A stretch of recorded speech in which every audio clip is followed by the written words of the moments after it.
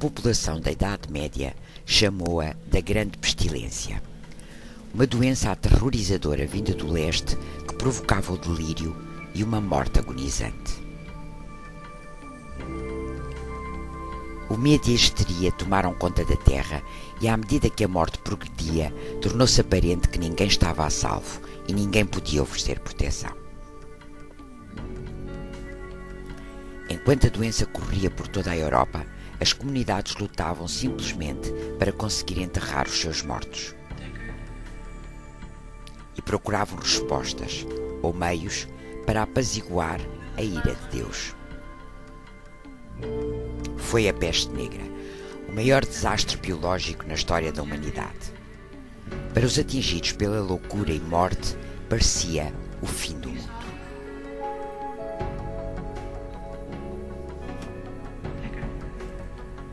No início do século XIV, subitamente houve uma mudança brusca no clima.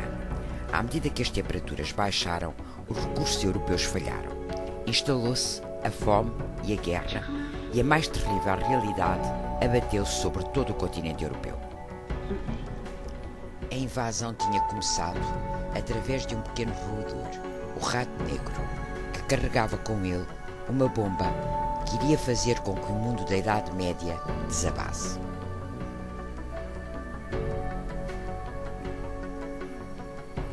As rotas comerciais abertas pelo Império Mongol permitiam a deslocação de mercadorias, pessoas e da peste.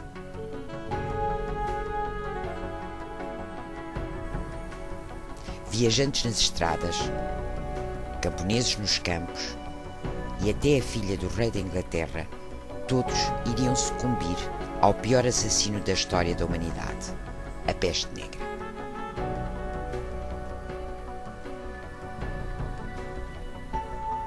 No fim da Rota da Seda, ficava a cidade de Caffa, nas margens do Mar Negro, onde comerciantes italianos trocavam mercadorias do Oriente e Ocidente. A peste, que na Ásia tinha progredido de forma lenta, conquistará a Europa num piscar de olhos. A causa foi a prosperidade comercial das cidades italianas. A praga viajava nos ratos dos navios e a ilha da Sicília será a primeira vítima.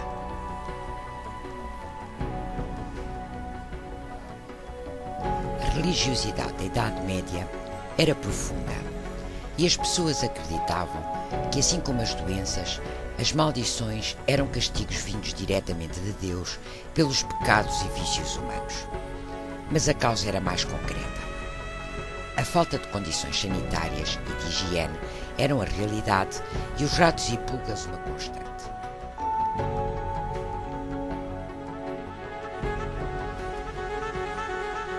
Bastava uma picada de uma pulga que tivesse estado em contacto com um rato infectado para começar a doença.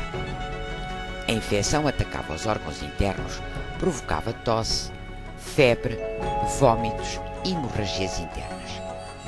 Ao fim de um longo sofrimento, vinha a morte. Quando se alojava nos pulmões, deixava de ser preciso ratos ou pulgas para o contágio. Este fazia-se de pessoa para pessoa.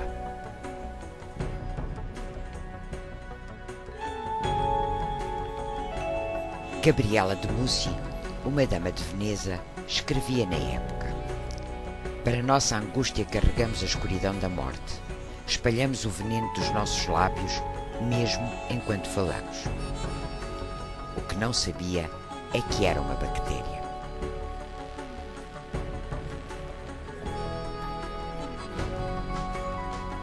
Os venezianos morrem aos 600 por dia. Viajando nos barcos, a peste continua o seu caminho.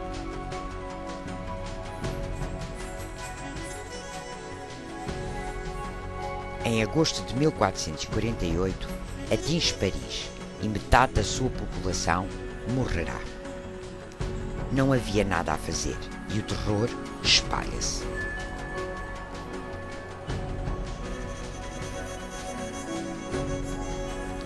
Aqueles que podiam, os mais ricos, fogem das cidades para as suas propriedades nos campos, onde se isolam de todos.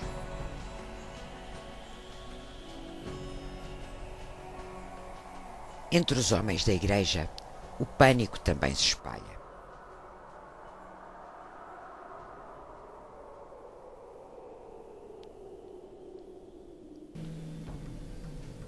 Muitos padres começam a recusar os sacramentos aos moribundos com medo do contágio.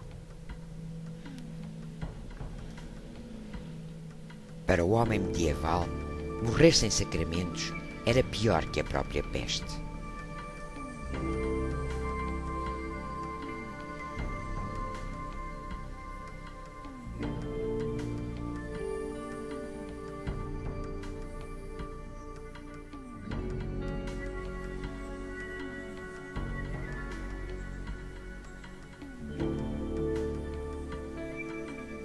Em muitas casas, vários membros ficavam doentes.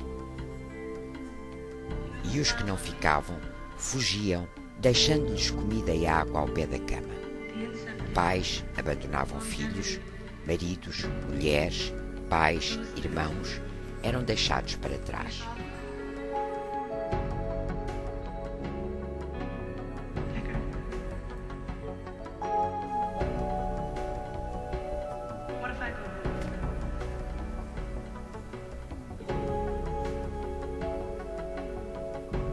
Entretanto, punha-se um outro problema.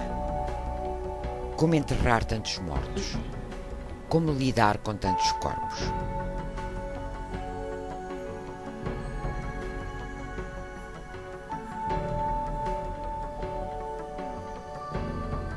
As pessoas viram-se para o misticismo e aparecem os grupos de flagelantes. Pensavam que, castigando-se, acabariam por aplacar a ira de Deus.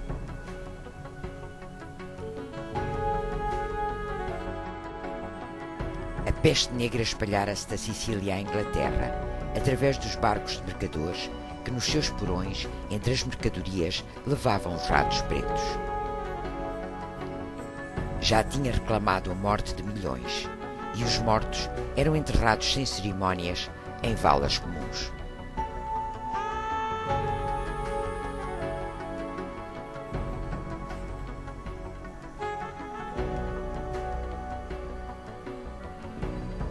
Não compreendendo a catástrofe, os homens da época procuram culpados.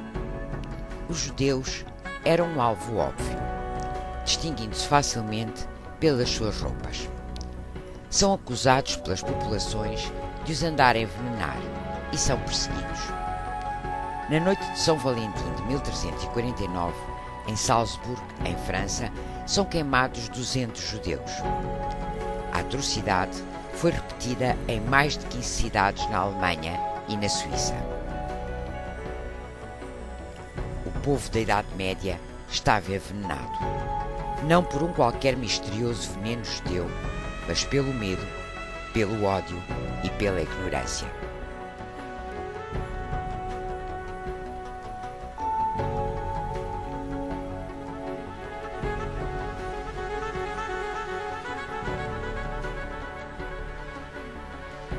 De todas as cidades europeias, os sobreviventes judeus tornam-se refugiados procurando um lugar seguro.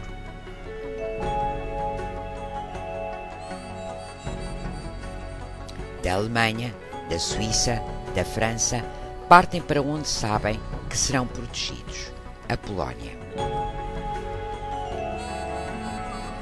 Conta a lenda que o rei polaco, apaixonado por uma mulher judia, Esther, e por amor a ela, protegia todos os judeus que acorriam ao seu reino.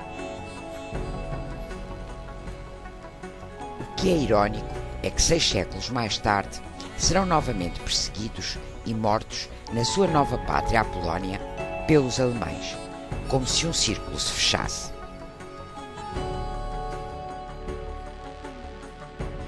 No inverno de 1349, a peste entra na Península Escandinava e 2 anos mais tarde, quando chega à Rússia, a crise estava a acabar em França depois de ter morto quase metade da população europeia.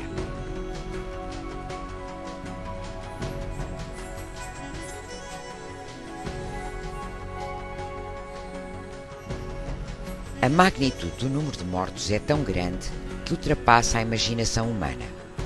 60% da população de Veneza morreu com a epidemia. Em Avignon, metade dos cidadãos morreu. Em Inglaterra perderam cerca de 2 milhões de pessoas, quase metade da sua população. A civilização europeia mudou. Pensem no impacto em perder 15 milhões de pessoas. O que isso fez à sociedade? A quebra da profundidade da fé. Muitos tiveram que ver os seus entes queridos morrer em agonia.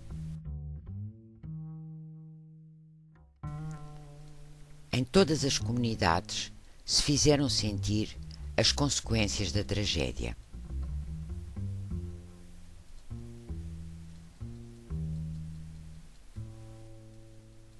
Soldados desgovernados dos vários países envolvidos na Guerra dos 100 Anos atacavam as aldeias em busca de alimentos.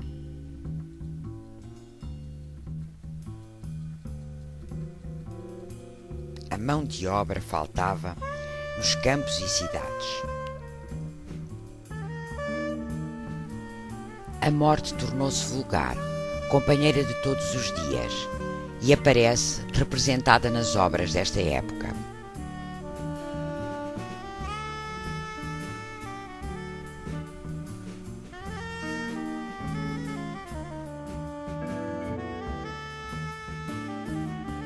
Do povo ou tinham morrido ou tinham enriquecido com as heranças dos mortos e viviam com alguma abastança, não querendo trabalhar para os senhores.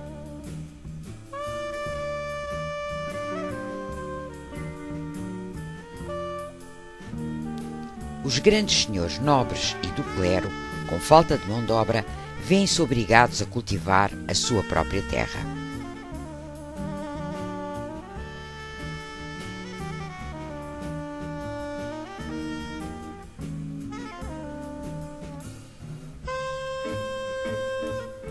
Nada, nem antes nem depois, nem fome, nem guerra, nem catástrofe natural, causou tantos mortos como este inimigo, a bactéria Yersinia pestis. Ainda hoje existe no mundo, na Arábia Saudita, na África do Norte e do Sul, em certas partes da América do Sul e nos Estados Unidos. Se no século XIV sobreviver era um milagre, hoje em dia, se o caso for identificado cedo, os antibióticos curam. No entanto, outros inimigos espreitam.